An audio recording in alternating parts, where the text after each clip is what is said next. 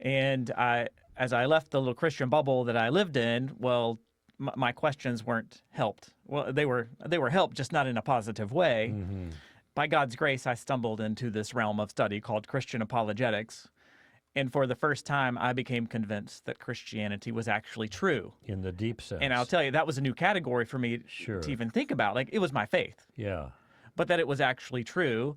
And if it is true, well, it can stand up to my toughest questions or my doubts. And I fought a little bitterness, some resentment against the church. Like, why didn't we talk about Christianity like this? And nothing against my local church, well-meaning, God-fearing, Jesus-loving people. That just wasn't a part of the conversation. Yeah.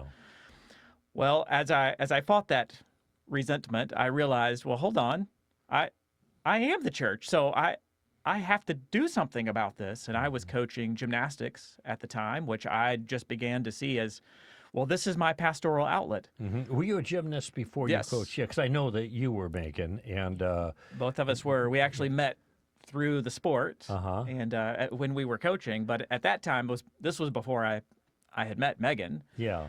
I just knew I wanted to create environments where students could ask questions and pursue truth, because I knew that the pursuit of truth would end in a person. Jesus. Exactly. That's right. The person of truth, Jesus.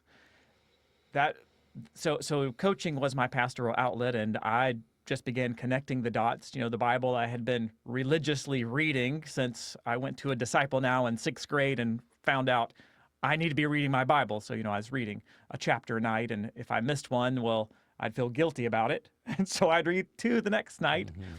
Anyway, things began to change as I was connecting the dots, and I fell in love with theology and the Bible and apologetics and worldview.